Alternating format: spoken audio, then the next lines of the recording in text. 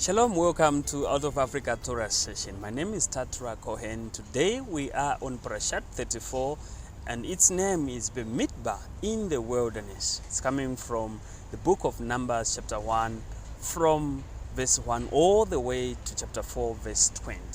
Bamidbar is about the people who wants to leave slavery. I don't know amongst us today who wants to leave slavery. Slavery comes in many ways. One of them is sin. Yeshua is out there calling us to deliver us out of the same bondage of sin. Now we see the same people are already tired of this slavery, but at the same time they are also afraid, full of resentment. They've been promised a new life which they are not so sure about. And with something new, there's always uncertainty. Today, if you tell me you're going to live in another country, of course I may be excited about it, but at the same time I may be a bit resentful and a bit afraid. Of course, fear is not a good thing, but it's a reality that they were afraid of their new life because they were not used to their new life. But God wanted them to believe and to have faith, to trust Him, which is about the story of the wilderness. So we see that in this parasha, there is two lessons, probably a paradox. There's servitude, there's slavery. In other words, when you are a slave, there isn't much to think about. You don't need to really worry about what you're going to eat, where you're going to sleep. Your master takes care of those things. Those are bare minimums. But at the same time, as a slave, you are not free. But there's no responsibility by being a slave. There's just minimum responsibility. So we see also that with their new life which was coming, it was bringing adulthood, responsibility. And they are becoming of age. They are no longer slaves. And since they are no longer slaves, they are free. And with freedom always comes responsibility.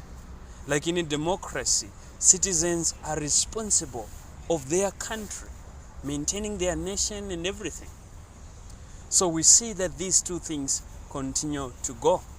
But one other thing that is very interesting in this parasha, which I would like to dwell on today, is the counting.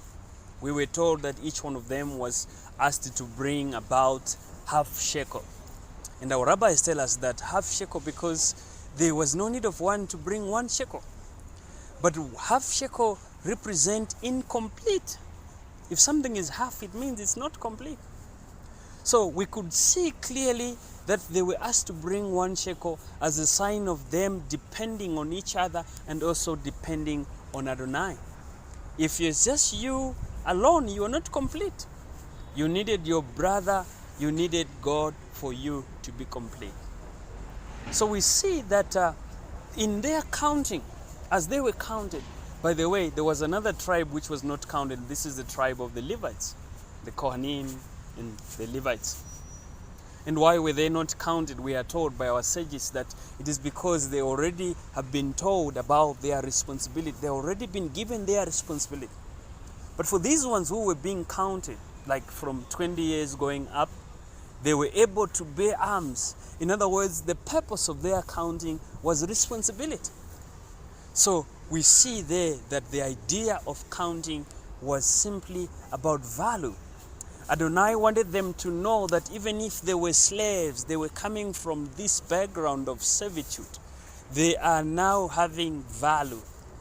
Isn't it a good thing that you're being reminded that you were a slave, but at the same time, with this, what the Lord has done, He has brought value. Just like the people who have been delivered by the Messiah from the bondage of sin, they were slaves in sin. But at the same time, Yeshua has delivered us and has given us value. Now, with value, this very value, we see that the Lord was counting on them. I like at one time, one of the rabbis was telling me that everybody counts. Yes, it is beautiful. Everybody counts. And this is the lesson of the day, that everybody counts. So we see that from both the young and old, everybody counts.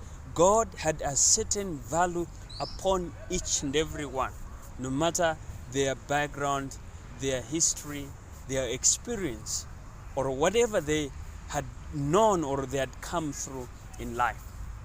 So we see that God is counting on them. Simply, God has put a value on them.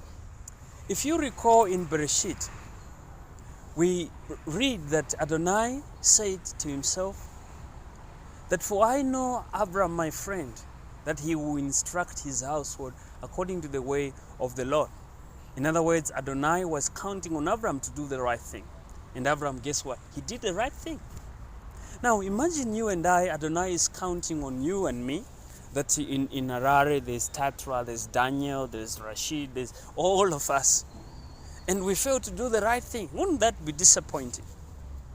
So God is counting on you because he has put a value on you.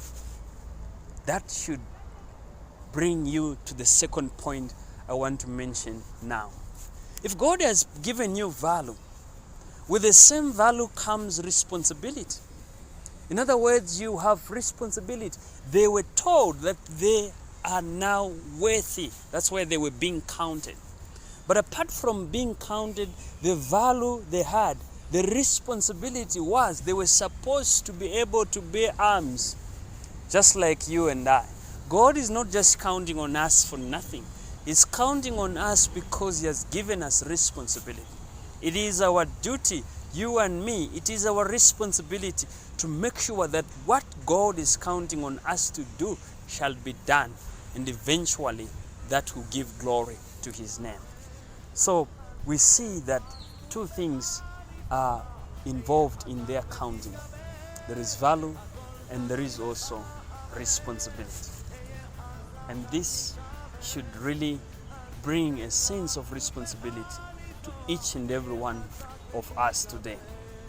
So we see that God had faith in them, the same way God had faith in our father Abraham Avinu.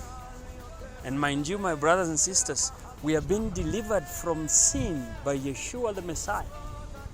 But at the same time, with that deliverance, it comes with responsibility. He has given us value, but that value comes with responsibility.